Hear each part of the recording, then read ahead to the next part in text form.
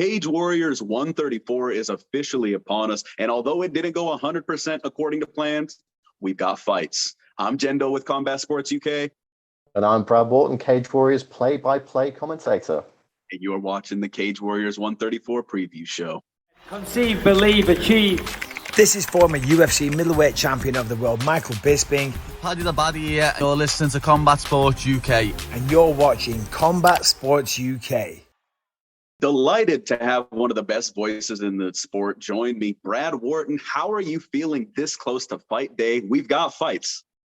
I'm feeling a lot more comfortable now that Ian Dean's managed to put a fight card together for Friday night. Not going to lie, my friend, it's been a crazy few days in Cage Warriors land.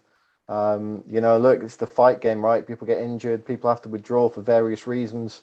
But when you get this close, and especially when we had a fight that was so big, and obviously the spotlight of the UFC is on us this weekend as well. When you're in a situation like that and you're losing your main event on Monday, it's always a tricky situation. But, Ian Dean's the man. He's put a fight card together. And like you say, we got fights this Friday night. I'm excited.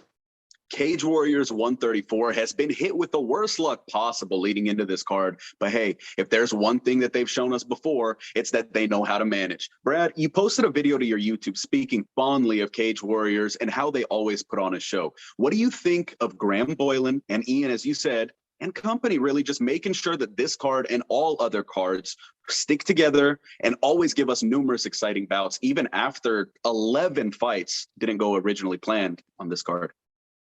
There's probably more than 11, the ones that didn't even make it to Tapology in the first place. This one's been 11. Crazy. And a lot of the cards are like that. There's a lot more going on behind the scenes that people don't get to see. Ian Dean, for my money, is the best matchmaker in the world. Graham Boylan is the engine room of Cage Warriors. And for the past, 12 years now since Graham took over the running of Cage Warriors, it's been insane, putting shows on all over the world. We've had runs where there's been 3 shows in 3 different countries in 11 days. We've had, of course, the whole COVID era where we've had back-to-back shows every 3 months and all the issues that come with that. I mean, you think about having a single fight card and all the risks of getting everyone's medicals done, getting everyone flown into the country, making sure they catch their flights, making sure they get to the hotel on time, making sure they all made weight times 3, and then doing that every 3 months. It's insane. Graham and Ian, and of course the rest of the team who are, kind of out of the spotlight, as it were, but working just as hard as those guys. They all deserve a medal, man. I get the easy job, right? I just get to sit there and talk for a couple of hours, but those guys are putting the work in. You've got the fun job. I couldn't imagine how tough it is to put together 3 back-to-back fight cards, day to day to day, and then go back home and decide, hey, you know what? We're going to do that again and again until we can get back to normal. We're going to find a way to get these fights out to get our athletes fighting. Jordan, the epidemic Vucenic, was originally slated to face Paul Hughes in what would have been possibly the biggest rematch in Cage Warriors history. Last week, I got to speak with Jordan briefly in preparation for Paul Hughes. Here's what he had to say about his then opponent. Joining us now is a fighter that you will definitely be seeing on your TV screens for years to come. The Cage Warriors featherweight champion, Jordan the Epidemic Vucenic, who's just days away from defending his title in the main event of Cage Warriors 134 in a rematch with Paul Hughes. How's camp treating you ahead of this massive rematch? Yeah, it's been unreal. Everything's gone exactly how I wanted it to go, and I'm better than ever, as you expect. That's awesome to hear. And man, this is going to be your 5th fight with Cage Warriors. What do you have to say about your experience overall with the promotion? Yeah, it's been amazing. I mean, they've always been good to me. I mean, I've always had hard fights on it, but that's exactly what I asked for when I got onto the show. Like I said with Cage Warriors, it was like walking a tightrope. You're guaranteed the UFC spot at the end of it, but it's going to be a hard road and it's going to be hard fights, but it will be worth it in the end. So you won a split decision over Paul the first time you fought in 2020. What did you learn from that fight that could help you in the rematch? I learned so much from it. I think the main thing I took away from it was not to get as emotional in fights as I did the first one. I mean, I just really wanted to get in there and make a statement and show how much better I am than him.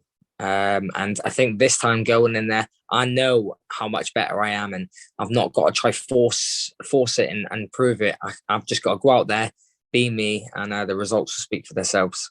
In saying that you know you're better, does this fight feel similar or different to the lead up to the first fight? And why is that? Is it just because of the first 5 rounds or the first 3 rounds you guys had together? I mean, I believed I was better than him in the first one before the fight as well. But I think this time it's nearly 2 years since we fought. I was 24 then, I'm 26 now. If you think of it like that, it's a long old time between fights. It's 2 completely different fighters going against each other. And I believe it's going to be a completely different fight. You've had 3 straight split decisions that I'm sure were nerve-wracking when you heard them. What do you do this weekend to ensure that you walk away the clear winner to all 3 judges watching? I'm just not going to take it as a point scoring match this time. I'm just going to come out and I'm going to win every single round. I'm going to win every minute of round from the first bell to the last bell. Man, having defeated everyone in your path, including Morgan Charrier and Paul Hughes twice, if you can pull this one out, do you think the UFC could be calling after a successful performance from you this weekend? I believe so. I'm young. I've got the record. I'm going to show the style next Friday. And I'm going to make a big statement. And I don't see any reason why they wouldn't take me. Thank you for joining us, Jordan. Is there any way I can get you to say, hey, this is Jordan Vucenic and you're watching Combat Sports UK? Hey, this is Jordan Vucenic and you're watching Combat Sports UK. Although he was in preparation for Paul, he gets into battle with James Hendon instead. Brad, what led to Cage Warriors putting this fight together specifically, and what can fans look forward to in this new main event? Well, look, as we just mentioned, this was, a last-minute situation. This fight fell through on the Monday morning and the fight's on Friday. So we're talking 4 days. And, there's a lot of things to consider. Unlike a lot of promotions in Europe, Cage Warriors have medicals which actually supersede the kind of stringency that you would get even in Nevada. So you need various brain scans, optical scans, I believe a thoracic scan as well, and blood tests in order to be able to compete. So it's not like you can just ring anybody in the world and say, hey, do you want to fight in 4 days? They have to be someone who's either already registered with Safe MMA and have all those tests, or someone who can get that done in 3 days and then get to the arena, make weight. So really there weren't many options. And obviously there's been a bit of forward planning, and there's always usually another fight in the same weight division on the card. So there was a situation whereby Harilla and Hendon were potentially going to get that option. Now, I don't know what's going on behind the scenes. I don't know if Harilla was offered as an opponent or not. Hendon obviously was, and that's been accepted by Jordan Vucenic. I think it makes slightly more sense than Harilla. Harilla obviously coming off a loss at the moment, and James Hendon coming off a victory last time out against Paul McBain. And also James Hendon has a bit of history with Paul Hughes as well. So, those guys recently fought. It was a really competitive fight. So again, depending on who wins this, if they don't go to the UFC, there's interest in a rematch from either side. So, Ian Dean's worked his magic again, and we've potentially got, something to look forward to in the future. As for what we've got to look forward to on Friday, well, James Hendon poses a very different kind of proposition as an opponent. This guy's a wrestling machine. He's a grappling machine. He's got great judo. He's going to be wanting to crash into Jordan Vucenic instead of exchanging with him on the feet, which you would assume that Paul Hughes would have wanted to do as a story kickboxer. So it's going to be interesting to see how Jordan Vucenic adapts his game plan on 4 days' notice in what is the biggest fight of his life, unquestionably. A win here could get him to the UFC. He's all of a sudden got a very different proposition to think about. So very interested to see what the guys at BST have been working on this past week. I'm very interested to see what Jordan Vucenic does to approach this one.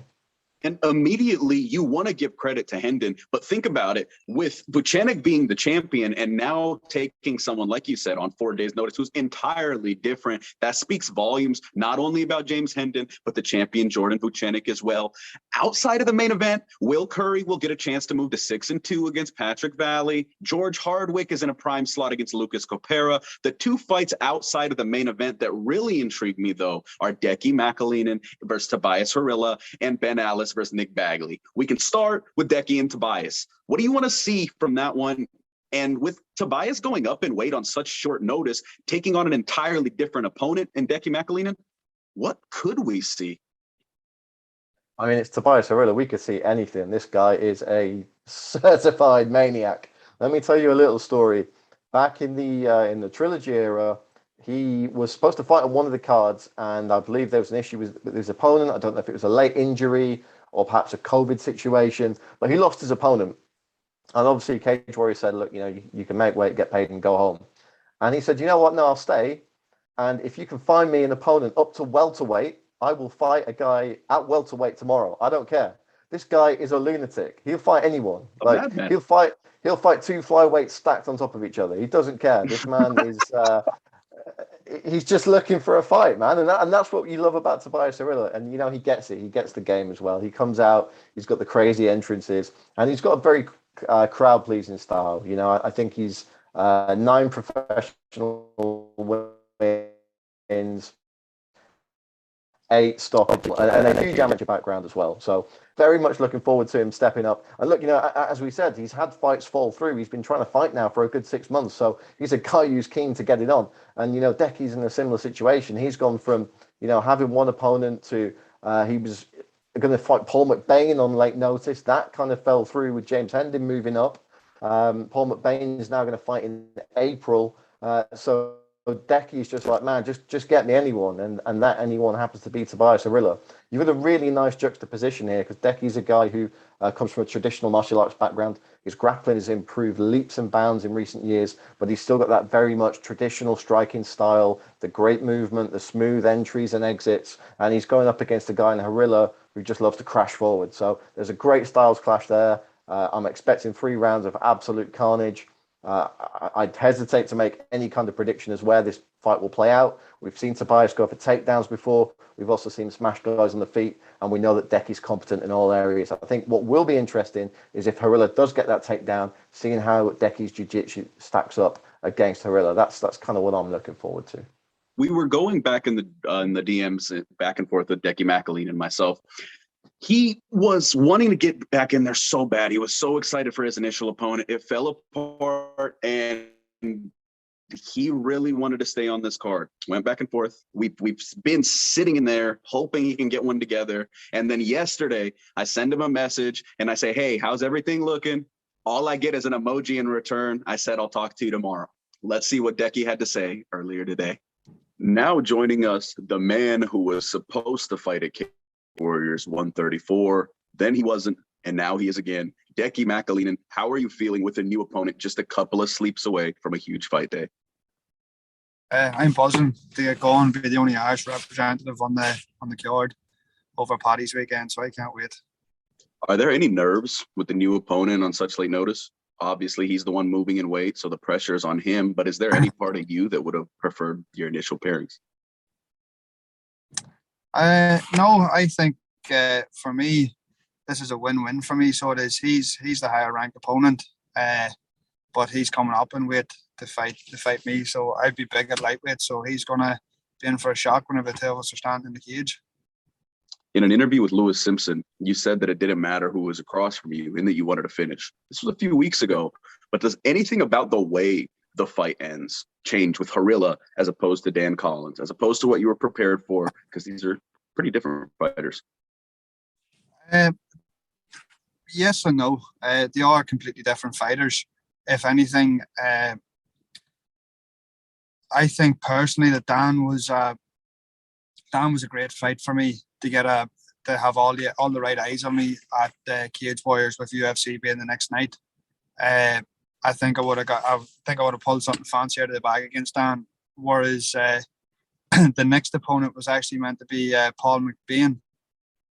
And if anything, I just ranked Paul as a better version of Dan, far more experienced and a far higher caliber of fighter. And then whenever that got pulled yesterday, and Tabatas was put in, I think that style-wise, he's a perfect fight for me. And yes, he's the more dangerous. I don't know if he'd be more dangerous than Paul McBain, but he's the more dangerous, more higher-ranked opponent. But yes, he's as tough as Paul, a wee bit more more eyes are on Tabatas at the minute. So for me and my style, if I stick to my game plan, he'll be getting put away. Like, after this hectic fight week, would you say there's more or less to think about going into this fight? To be honest, this isn't a new thing for me. My first couple of pro fights all went on their head, so they did, where I was getting different opponents. And I think the most I had was 4 or 5 in 1 week. So for me, it's just about, I don't prepare for anybody. I prepare for myself to make sure that I'm ready to fight. And then it just goes that whenever things like this happen, it shows you why you should focus on yourself and not other people. The lights will be bright at the O2 on the night before UFC London. How happy are you that you were able to stay on this card and that you do get to perform at the O2? Yeah, this will be my 3rd time now in the O2, so it will. So it's a good venue, it's a good setup, and then, as I said, having the right eyes on you because of the UFC being there the next night is only a good thing. Sir Decky, thank you so much for joining us. You were so easy to schedule with, man. We've rescheduled throughout all the opponent changes. You're a good one, man. We're happy to have you here. Hope to speak to you after the fight. Ben Ellis and Nick Bagley are 2 fighters who show up for war, and this is my personal pick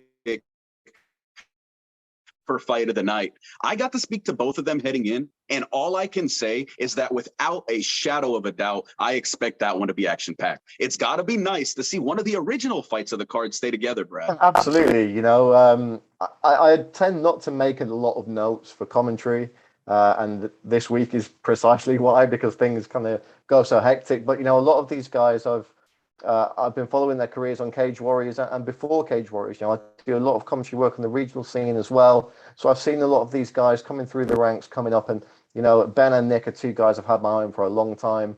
Big fan of their fights before Cage Warriors. And, you know, we've seen Ben on Cage Warriors a number of times now as a pro. We've seen Nick once as well. So looking forward to, you know, 2 guys who, as professionals, are still in that kind of prospect phase, but they're both very experienced fighters. They're both coming out of solid gyms. The Academy in Wales, and obviously GB top team here in the UK. I know Nick Bagley said, look, one of my teammates, Nathaniel Wood, a few years ago, had an epic fight against a Welshman in this venue, Josh, the Crazy Oz Reed, one of the wildest Cage Warriors fighters of all time. And he wants to replicate that against Ben. You know, it's going to be a very different kind of fight stylistically. I think this is maybe going to be a battle of 2 guys who favour the grappling more than the striking. But then who knows? You know, the grappling might cancel each other out, and we might get a 3-round kickboxing match. But look, these are 2 young, hungry guys. I know Ben as well is coming back from you know, pretty bad hand injury. He's had a surgery on his hand. And I believe he had a ruptured tendon, and there was an infection issue as well. So, you know, he's been in hospital on an IV since we last saw him to try and get rid of that infection. So, you know, no fighter wants to go through that, especially at a young age. Both these guys are going to be chomping at the bit. And, you know, one of the things about having this card be a little bit shorter now, just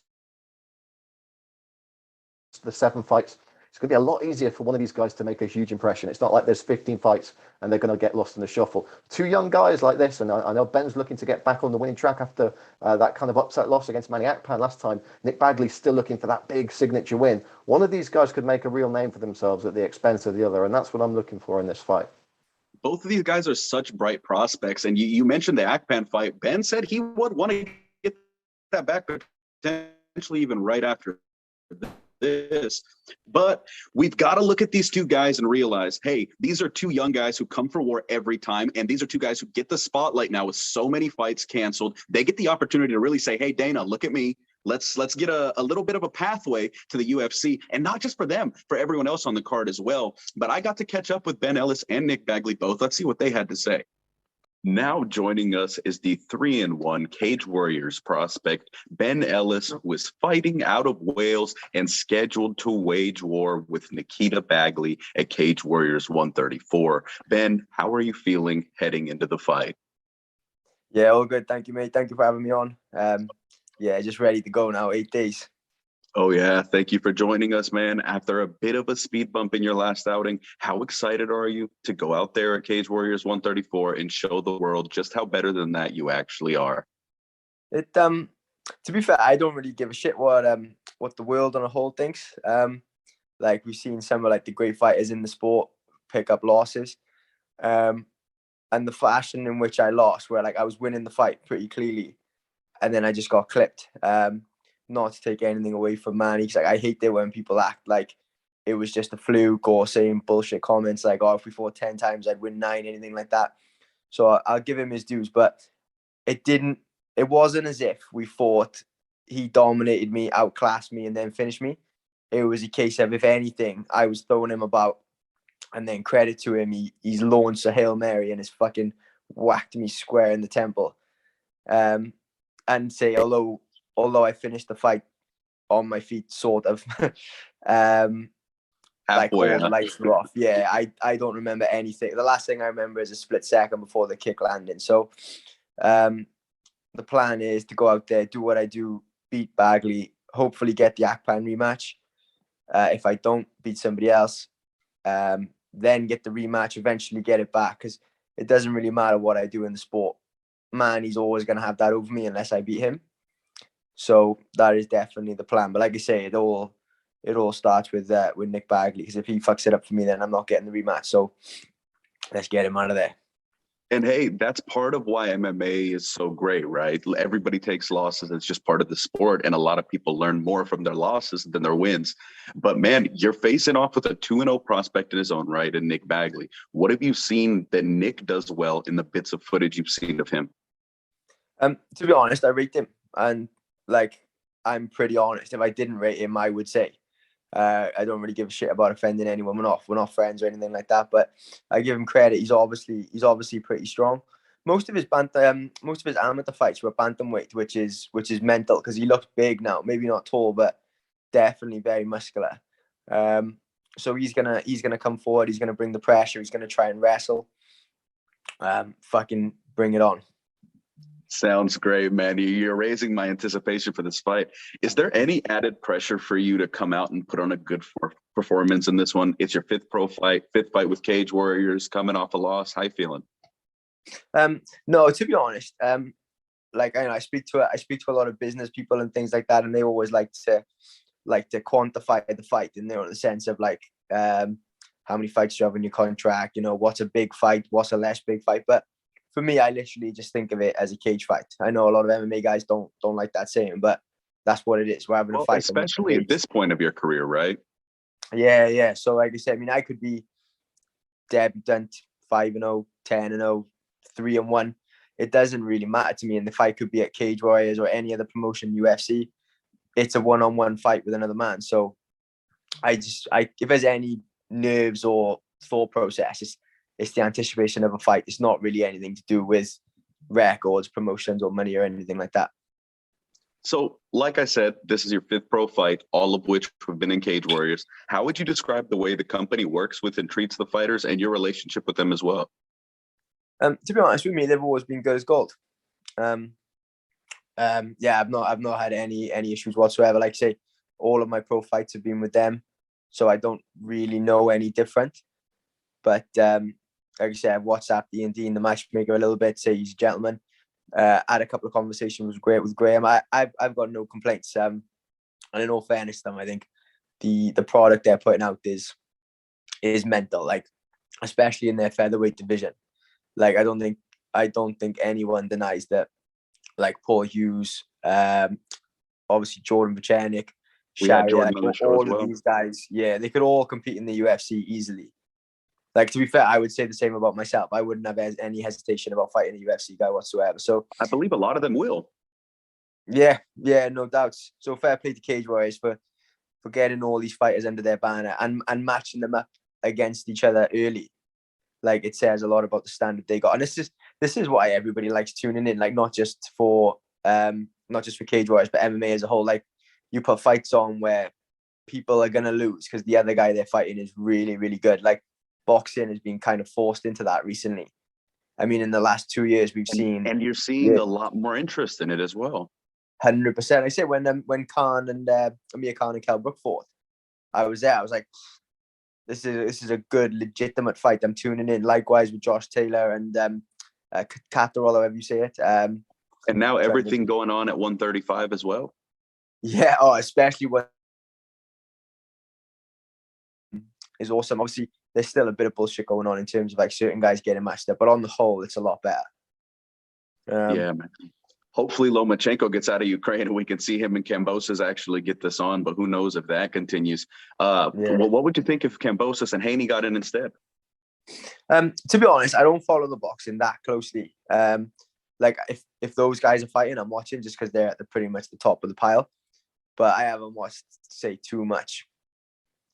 Yes, sir. Yes, sir. Well, Ben, thank you so much for joining us. I got a little more excited to watch your bout now at Cage Warriors 134. I wish you the best, and hopefully we get to speak post-fight when you're victorious, my friend.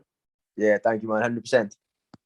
Now joining us is undefeated Cage Warriors prospect Nick Bagley, who squares off with Ben Ellis at Cage Warriors 134. Nick, how's camp been up to this point? It's been great. Always tough, man.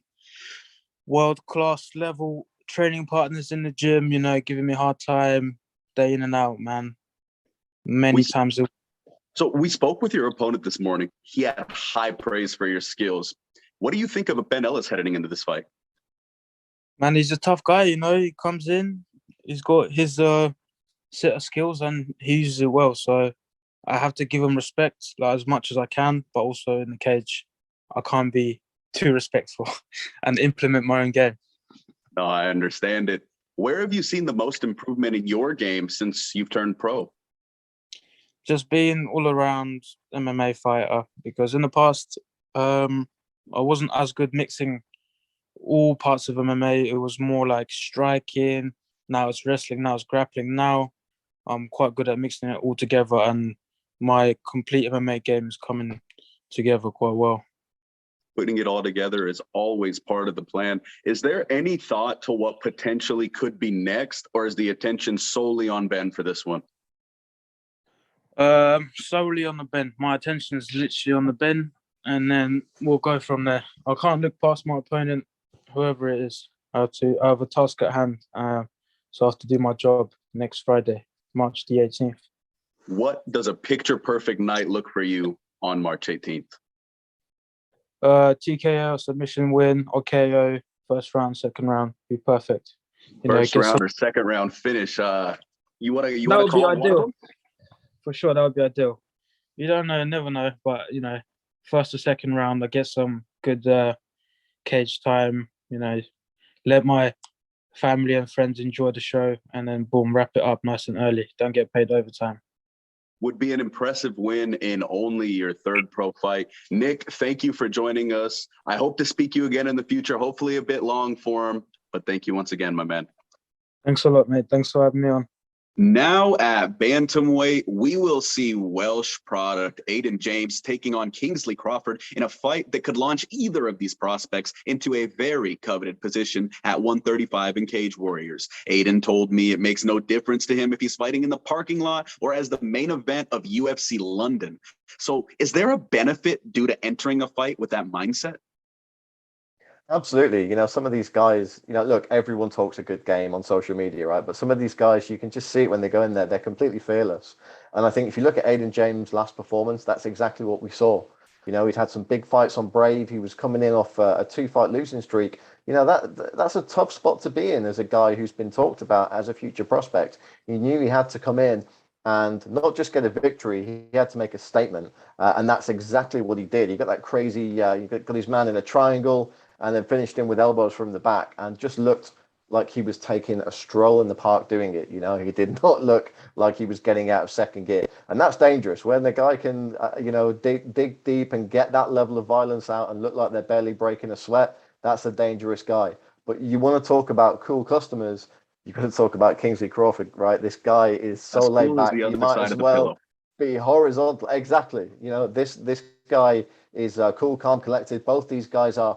And Kingsley Crawford, for me, is a guy who's been on Cage Warriors a long time now, right? I think this is his ninth professional fight with us. He's fought with us at amateur as well. And he's had a couple of mixed results early on, but he seems to be really putting it together now. And he's coming into this one over 2 big wins against 2 guys from Next Generation. Very, very talented young men in their own right.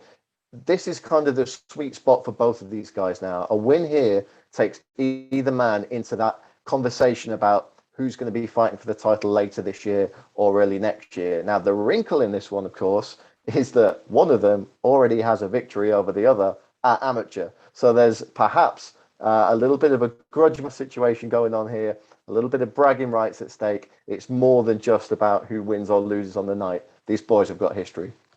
Aidan brought it up to me, the amateur bout, and hey, it may be 5 years ago, and they both know that they're completely different fighters. But on that night, one man got the better of the other, and you know that they're both coming to prove who the best man really is. I got to speak with Aidan James, and Lewis Simpson got to speak with Kingsley Crawford on CSUK. I'll link that in description. Let's shoot it off to James. Joining us now is Welsh MMA prospect Aidan James, who sits with a pro record of 5-2 ahead of his Cage Warriors 134 fight with Kingsley Crawford. Aidan, how are things ahead of this fight week? Yeah, good man. I training went really good for this camp. I mixed up some of my sparring. I travelled a little bit just to get some different looks and train with some different bodies, which was good for me. Just to, it's like you see some new techniques, you have them nerves, and you go to spar a little bit as well.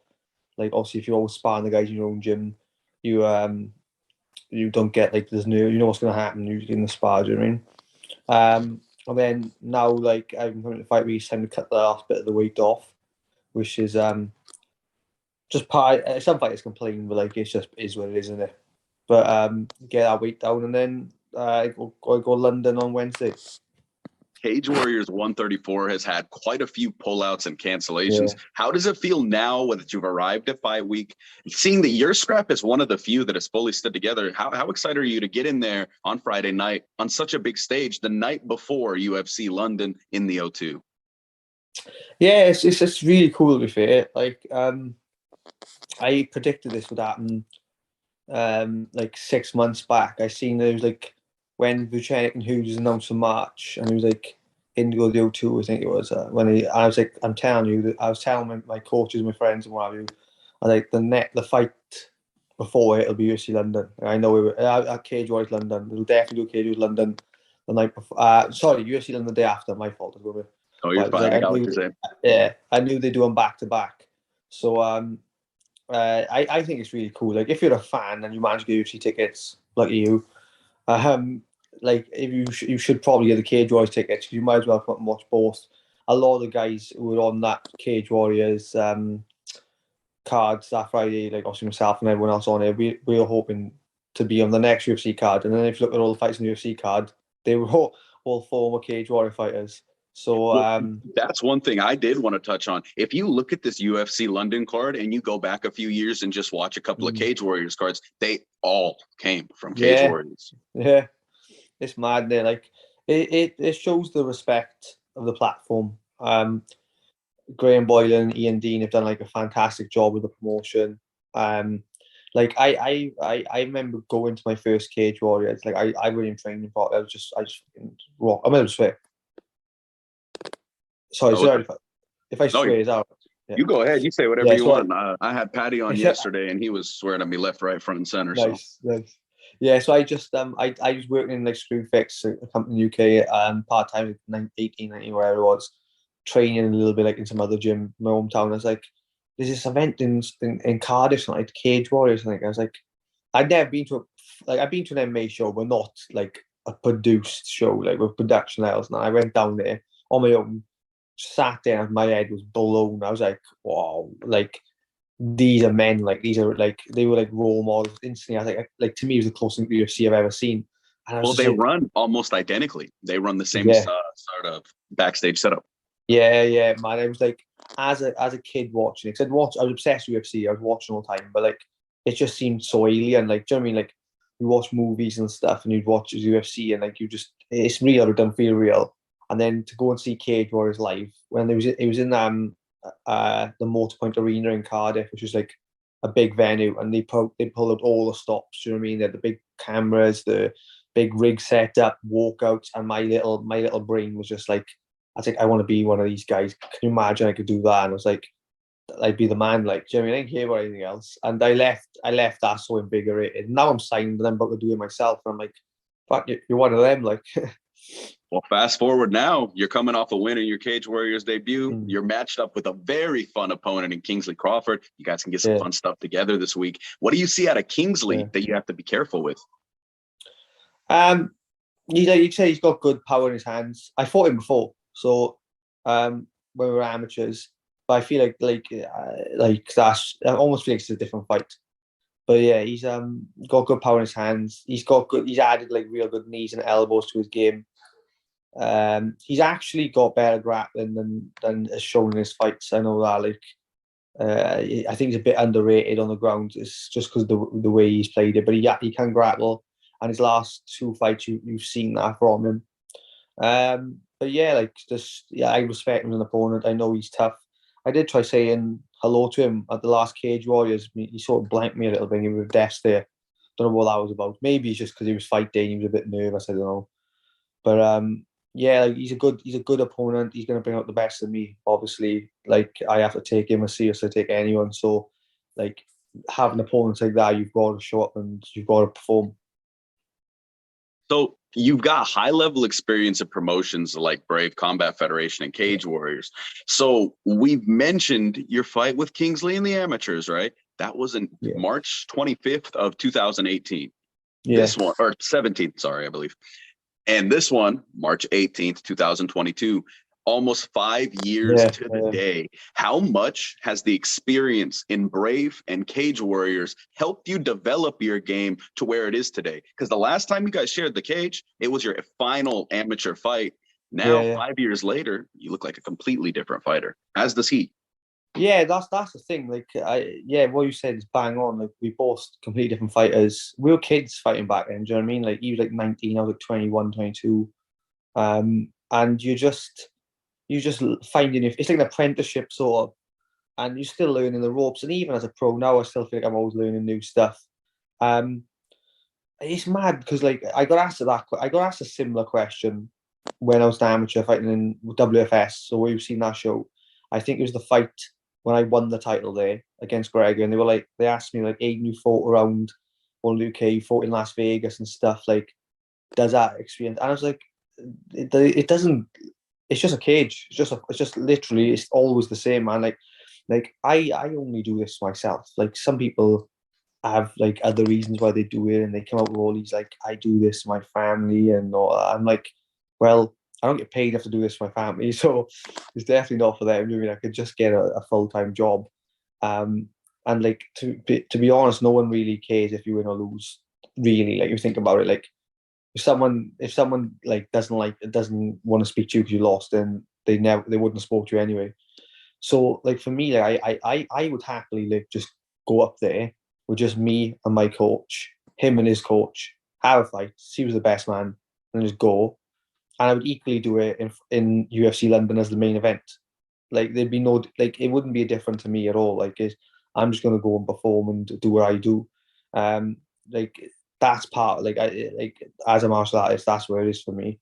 The promotions of like being on Brave and being with Cage Warriors, I think I don't know how the fights look. For me though, it's always an appreciation of like the hard work. That's why I see it as. It's like a token of like you've worked really hard, you've dedicated yourself, you've put the sacrifice in, you were rewarded with fighting on a good promotion. Well, you had 16 fights on the amateur circuit. There is no reason for you to have to come in a smaller promotion. I'm very happy to have seen you in Brave and now Cage Warriors. Yeah, we're Brave. Like I took an opportunity there, short notice for them up at weight class of featherweight against a real good Irish prospect. I felt like I was brought in to lose. Do you know what I mean? Like it was the SBG night that night, so like a lot of SBG fighters were on, and I was just like flown in as in, you're gonna fight this featherweight lad, the bantam. You're going to lose and you're going to go home. And I was like, well, that's not going to happen. So I took the opportunity with both hands. I took like 3 weeks, 4 weeks notice and I won, and they signed me up for 3 fights. And I got to travel and see some stuff of the world. And Brave run it very similar to the UFCs, and you do a fight week, signing posters, full media, you fly out early, like the UFC would type of job. And that was amazing for me. Like I was just embracing all. And same with Cage Warriors, like right now, I'm going to get paid to go to London, and like I know you're not from the UK, but do you live in the UK? I live in the States. I'll be in the UK soon. I'm the resident North American of the UK, is what we call me over here. Yeah, well, London's pretty expensive, right? So if you go to the UK, London's no cheap. Like, so I'm going to get paid now to go and do something I would do for free. Like, I'd fight for free anyway. I'm going to go to London, spend, like, going to a hotel, and then I'm going to get put on a really respected platform to display my skills and an opportunity to show the world what I'm capable of. And for me, like, that's the rewards. Do you know what I mean? Like, when I was an amateur, and you mentioned them 16 fights, I would fight anywhere in the UK. I think I had 9 fights in my first 12 months as amateur. If you were to look at it, like, I was just fighting all the time, short notice, anywhere, like crap hotels. From June of 2014 until July of 15, you had 9 fights. 9 fights in 13 months. Yeah, man. I was just, but like, and 7-2 in the process, by the way, which is even more impressive. Yeah. I lost to some like good lads. I lost one in the IMAFs, and one was my first fight. Again, that first fight I lost. Nicholas Ott in the IMAFs. Yeah, he was a bit older. He was a good grappler. He just got me. It's just fighting. It's part of the story, innit? And my first fight was a short notice. I took it like the week early, and it was up a weight class. And I think I just had a bit of adrenaline dump or whatever. I was like, oh, this is a bit mad. But then, like, for me, I used to be really like I used to like super concerned by the result of like a win and a loss, and like really attaching my value to a win and a loss. And if I lost, I'd be sitting there like, oh my god, like I'm no good and no one cares. You know what I mean? Like no one cares about me. And then as really I got older, down on yourself. Yeah, like, and like you see your value on there as well. And like as I got older and more mature now as a martial artist, like I just see it as that I don't even see the results. I don't even think about it. I just, like, it enters my head, but I just push it away. I just think we're performing and just doing the moves and the skills that I use in the gym and just letting myself perform. Like I train a bunch of amateurs as well. So the gym I run with my coaches, like obviously I'll train with them, but I also have a little amateur group of boys I'm getting to fighting. Like I'm taking the fights like weeks after I fight now. I've got 2 shows to go to. And I tell them the same. It's like, if you win, boys, don't think you're any better than anyone else. It's just the result of that night. And I said, if you lose, don't think you're any worse. Your skills, you haven't got better just because you won a fight, and you haven't got worse just because you've lost a fight. That's just one slice of one night. Like, your skills are your skills. And the main thing is you've got to learn how to compete. That's a big thing. Like, I do a lot of like when I can, like jiu-jitsu competitions, just get you competing. Same with my younger lads, I just get them like having fights. And then I say you just got to learn to compete, and then you just got to learn as part of the process. But when you're younger, it's very easy to see like Khabib and a lot of these like Jack Shaw and all these UFC guys with undefeated records, and they're like, because it is a selling point. That's the thing. But as a young fighter, you got to think that like your biggest influence is usually the UFC. And as a young fighter, you see the UFC as a sports league. But as an older athlete now, myself, and as like someone who understands the game, it's a promotion. Like, it's a show. It's like a film almost. Like, it's a show. Their job is to sell a product. So the young fighters get like mesmerized, and they end up putting their value based on what they do. And now they're like, I got to knock him out, or I got to do this, and like takes it away from their skills. So for me, I just try and let all that disappear, and I just go out and do myself. If you had just one thing to say to the fans who will be watching Cage Warriors this Friday night as a primer to UFC London, what would it be? Enjoy the show, yeah. Like I'd say give each fight its respect. Do you know what I mean? Don't just turn up like for the main event, and even though the main event of Cage Warriors is fantastic, give each fight its respect, because some of the best fights you'll see are on the prelims. Some of the future stars are on the prelims. It's funny you say that, because like yesterday I had an exchange on social media about Paddy, because I started speaking to him way into his Cage Warriors days, and I said, hey, if you watch MMA and you're not watching your regional scene, you're just missing out on the next superstar, to be honest with you. Yeah, man. I always watch it like prelims. I like, if I got a ticket to an event, I'm there for the first. If I go, I'm there for the first fight to the last. So like, if you're a fan watching this Friday, like just pay attention to all the fights, take the show in, A lot of like I said, them prelim guys who got slow, we are trying our best. Like we want to impress. You know what I mean? We want to be put on the main card, and we want the promotion, or we want to be going towards the belt ourselves. So like these guys, we come in with a different hunger. But again, I just think give each fight its own respect.